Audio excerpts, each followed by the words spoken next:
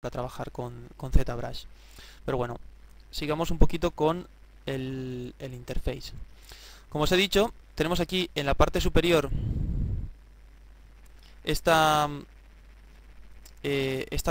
menús de aquí, pero si nosotros queremos podemos, digamos, configurarnos el ZBrush para que sea más cómodo de trabajar y, por ejemplo, que agilice un poco la forma de trabajo. Vamos aquí a preferencias. Entonces, dentro de preferencias, por ejemplo, tenemos en miscelánea una opción que es esta de aquí, que es Skip Welcome Screen. Recordáis que cuando he arrancado ZBrush y cuando lo arranquéis vosotros en vuestras casas, aparece aquí una ventana de bienvenida. Esta ventana está muy bien, tiene aquí unos accesos para las ayudas y todo eso, pero cuando llevas tiempo trabajando con ZBrush más bien molesta cada vez que lo arrancas que otra cosa. Entonces yo desde preferencias podría decirle Skip Welcome Screen. Luego tendría otro tipo de preferencias, como por ejemplo el uso de memoria o el performance. Por ejemplo, esto del performance está bien si tenéis los nuevos ordenadores, estos dual core, o si tenéis un ordenador con dos procesadores. Esto lo que hace básicamente es, con este script, calcular el rendimiento de la máquina. Ahora está ejecutando una serie de acciones. Entonces luego, cuando termine, el ordenador os recomendará si es o no útil utilizar el multithread para trabajar con esta máquina en concreto. Esto puede optimizar algo el rendimiento del programa dentro de cada una de las máquinas. Está haciendo diferentes tests.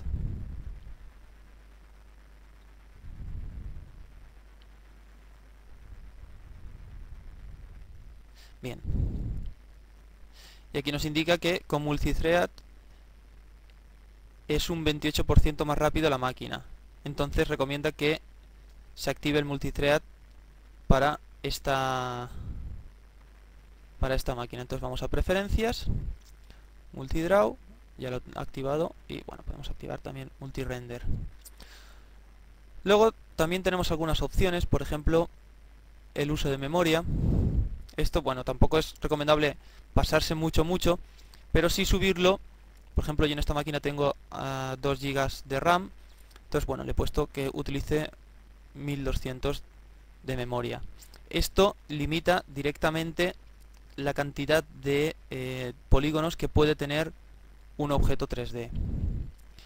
Y luego tenemos otra parte aquí bastante interesante, que es la del interface. Y hay una opción que yo siempre coloco, que os recomiendo que coloquéis, que es el iconizar. Entonces, el iconizar lo que hace es añadir a cada uno de los menús un pequeño icono. Esto hace que resulte más fácil tanto pinchar en el menú, porque resulta más grande el botón, como identificar rápidamente cada uno de los menús. Vamos a preferencias. Por último, si queremos salvar todas estas configuraciones, tenemos que decirle Store Config. Si no lo hacemos, perderemos las opciones que habíamos configurado y tendremos que volverlas a reconfigurar cada vez que abramos de nuevo el ZBrush. Vamos allí, me dice que sí, bien. Luego yo otra cosa que hago es, como siempre estoy utilizando la parte de transformaciones, me dejo el interface así, con transformaciones aquí a la izquierda y con esto iconizado. Entonces lo que vuelvo a hacer es, como he cambiado, Store Config. Digo que sí. Ahora voy a cerrar ZBrush. Digo que no quiero guardar. Y lo vuelvo a abrir. Vamos a abrirlo. Aquí está. Como habéis visto, ya no me ha aparecido el interface o la ventanita de introducción a ZBrush. Tengo aquí el interface como yo me lo había dejado. Y una vez tengo esto configurado, ya puedo empezar a trabajar tranquilamente. Veamos ahora los principales atajos para la navegación dentro de el ZBrush.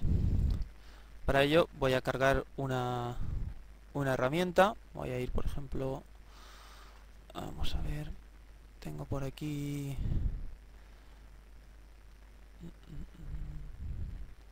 por ejemplo, esto de aquí era un bichejo que me hice, que está a medio de hacer.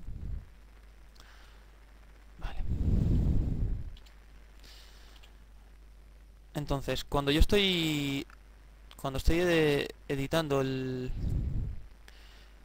personaje, tengo que estar constantemente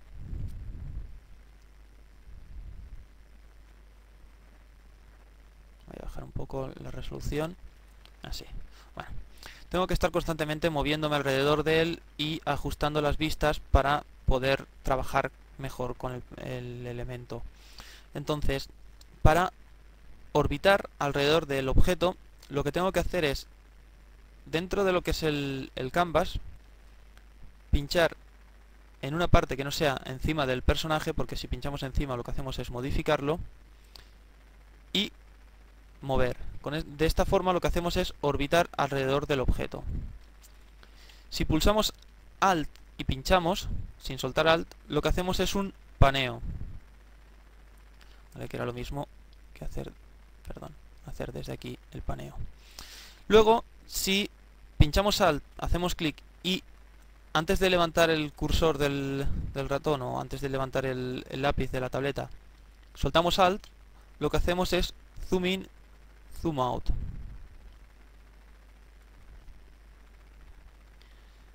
Por último, si lo que hacemos o lo que queremos es ajustar una vista en frontal perfecto o desde arriba perfecto, utilizaremos la tecla mayúsculas.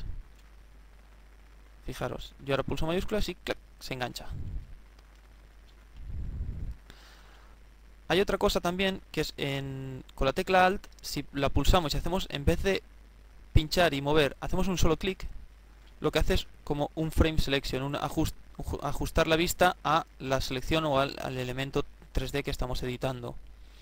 Como veis, simplemente con mayúsculas y con Alt podemos hacer un montón de opciones de navegación. Al principio puede resultar un poco confuso porque, claro, o sea, no estamos acostumbrados a que un mismo botón, según cómo lo pinches o según lo que hagas, haga una cosa o haga otra. Entonces esto puede resultar un poco confuso. Sin embargo, una vez nos acostumbramos, resulta muy cómodo y rápido de trabajar utilizar un par de botones para hacer prácticamente todas las opciones de navegación. A la hora de trabajar con ZBrush, me gustaría resaltar tres elementos que yo considero bastante básicos y importantes. Uno sería el apartado de Tools, ¿vale?, donde nosotros, aparte de generar estas primitivas 3D que tenemos, podemos, por ejemplo, utilizar varias herramientas para el coloreado o para la deformación del personaje. Luego tenemos un apartado que es el de alfas. Este apartado también es importante porque normalmente se utiliza en conjunto con los otros dos o con el Projection Master y nos permite tener un mayor control de las deformaciones o del pintado de texturas que estamos haciendo sobre los elementos 3D. Por último, tenemos otro apartado que yo considero también muy importante, que es el apartado de texturas. Es importante porque aquí es donde nosotros almacenamos todas las texturas y todas las capas de color de nuestros personajes o de nuestros objetos 3D. Estos tres elementos, junto con el documento general de ZBrush, se salvan independientemente. ¿Qué quiere decir? Quiere decir que las herramientas tienen su propio load, save y import. Que los alfas también tienen su propio import y export. Y que las texturas también tienen su propio import y export. Además, tenemos el documento, que es la imagen que os comentaba anteriormente, la imagen plana, la imagen 2D de ZBrush, con la información esta de profundidad, que la salvaríamos desde aquí. Lo que ocurre es que cuando nosotros, por ejemplo, salvamos un tool que está utilizando una textura, el software automáticamente nos salva la textura que estamos utilizando para ese tool. O si utilizamos salvamos el documento, también nos salvaría los elementos que intervienen en ese documento, pero lo salva como archivos independientes. De esta forma, por ejemplo, es muy común